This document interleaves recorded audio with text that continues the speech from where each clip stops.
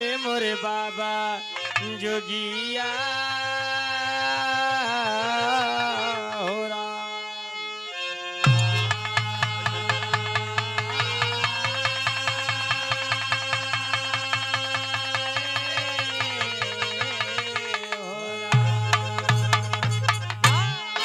सुनई वाले बड़का भैया आप सबके बीच में एक बिरहा बा गौर करी है बड़का भैया कहना बा कि एक दिन माधव कृष्ण मुरारी कि साथे पारथ धनुआधारी धर्म को सिंह बना कर चले है करुणा देश।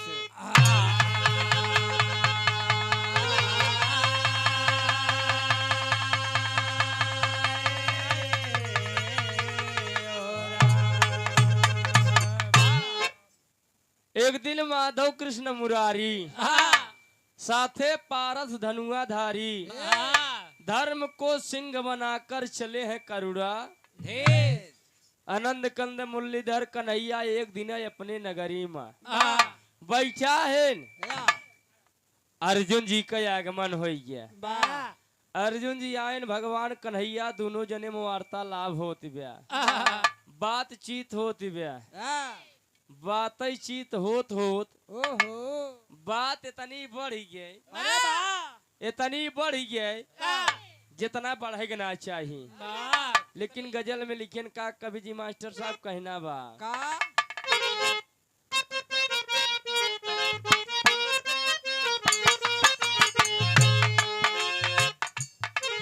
आए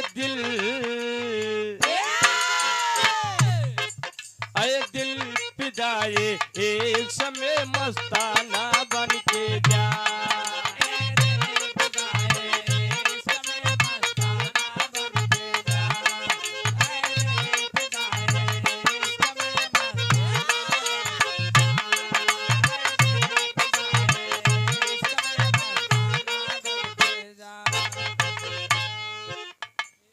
गजल गया यही भाव में कवि जी लिखे का गौर करी है बड़का भैया हो। हालू हालू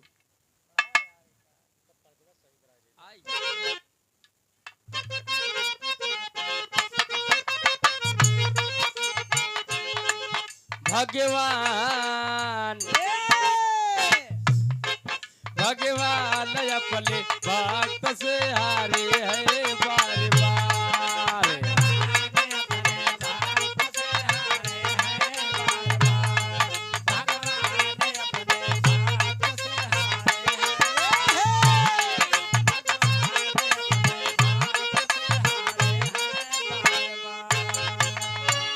अरे भगवान अपने भक्त से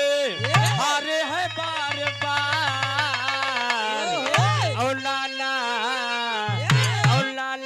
प्रकार रूप को धारे है हर बार।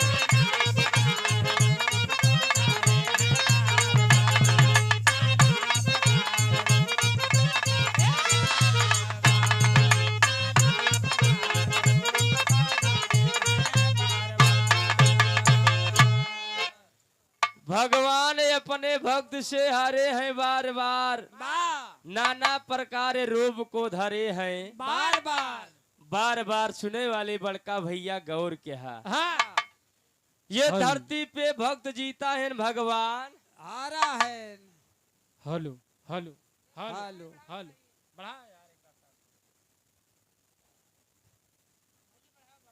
बढ़ा दे भैया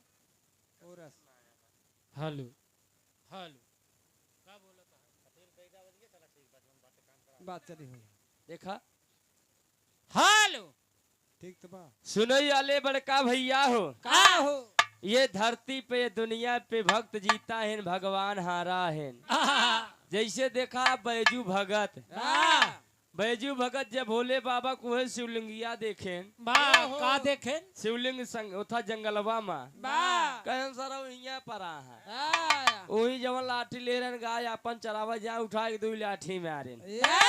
संझा सवेरे उनका नाश्ता के तौर पर दो लाठी दे लिया गए। एक दिन भोजन करे बैठे कहन ओ आए है आज तो भुलाई गए आज हमारे भुलाइए आज तुम्हारे भुलाए गए उनकर मलकिन कहाँ दुल्हा खा लेते हैं जब भोजन करे बैठत उठ के ना जात कहाँ नहीं रुकी रहा पहले कुछ दे आई भुलाई गए रुकी रहा हमारे आई पहले का मारे भैया बात तिलंगिया पे हाँ भैया हो यार ये करियई लाठी लगी चल रहे हैं बैजू भगत जैसे लेहन लाठी एक लाठी में आरेन वैसे भोले बाबा प्रगट हो गए कहाँ है बैजू भगत जमन लेख हो ले ले हमार पीछा छोड़ दिया बैजू भगत घोड़े गिर गए ए प्रभु बहुत बड़ी गलती हुई है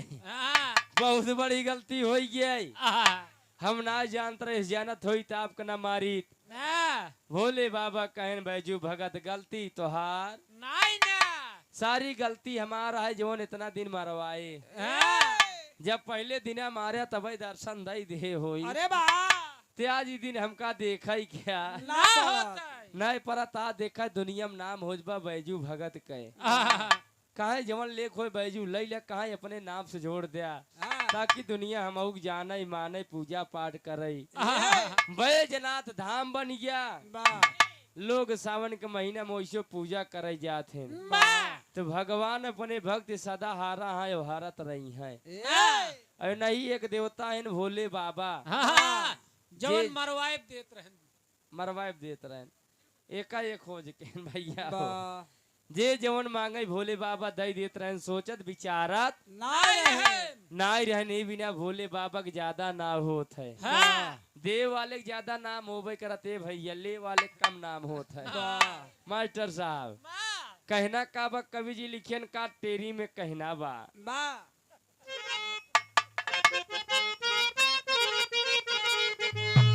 भिखारी बन के मांगे दलवा रामा रामा रामा रामा यार मोरे रामा भिखारी बन के मांगे दलवा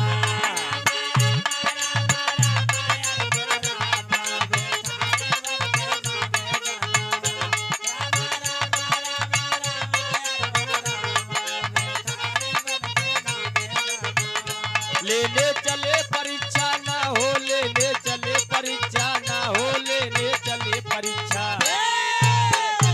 लेने चले परीक्षा मोरंग ध्वज की द्वारी भिखारी बन के मांगे दाना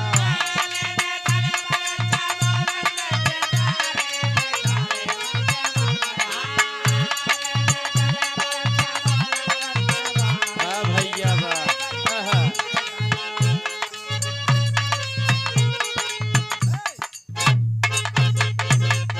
ले चले परीक्षा मोरंग ध्वज के द्वारी भिखारी बन के भगवान कन्हैया और अर्जुन जी में बड़ी वार्तालाप बात होते होत बाबूजी बात इतनी बढ़ गई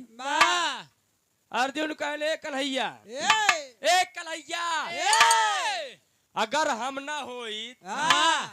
तो महाभारत की लड़ाई तू सब जीत ना पाऊते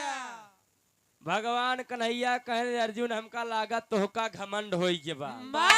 तोहका पता ही नहीं आई बा ये धरती पे एक से बड़ा एक वीर एक से बड़ा एक दानी ये धरती पे बाटेन अर्जुन कहन मान ला वीर बहुत देखे लेकिन दानी हम नहीं देखे वो नहीं दिखाई देते मिलवाई देते भगवान कन्हैया कहन चला ठीक बा तोहका हम दानी दिखावा तही भगवान कन्हैया साधु का भेष बदल लेन अर्जुन जी भेष बदल लेन उनकर चेला बन गए और यारी देखा धर्म जी का न्याय धर्म जी का शेर बनाई के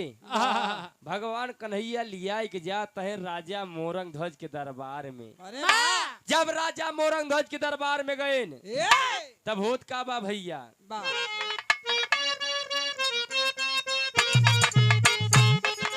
बने कन्हैया जोगी बाबा लिहले राह सिधारी जी बैरागी का रूप बनाए है अर्जुन दरधारे जी अलग जगावत शेर साथ में बन के महापुजारी जी पहुंच गए हैं जाके चलिया मोरंग ध्वज के द्वारी जी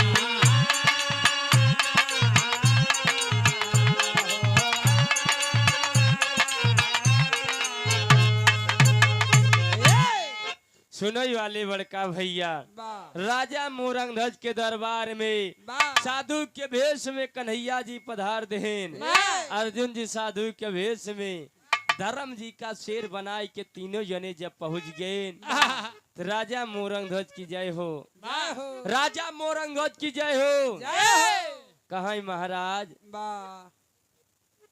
राजा मोरंगध्वज हाथ छोड़ के कहा बाबा ए बाबा। राजा मोरंगध्वज के दरबार में आपको स्वागत बा, अभिनंदन बा, वंदन बा। चले विश्राम कैले, जलपान कैले, भोजन बन गया। 2-4-10 दिन हमारे महल में रहा तब जाया। वही समय साधु के भेष में कन्हैया बोल पड़े ने बाबा।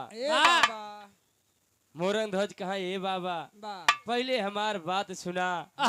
हमारे ये नगरी में जे आईस जवन चीज मांगीस हम सब कुछ दे बाबा। तोहका हम नाराज न करब, हमारे महल में चला। पहले हम तोहका खाए पिए कुछ व्यवस्था कर दे, रहा की व्यवस्था कर दे। वही समय साधु के भेष में कन्हैया बोल पड़े ए राजा मोरंगध्वज हमार बात सुना। कहत का बाटन मास्टर साहब एक लाइन तर्ज बा।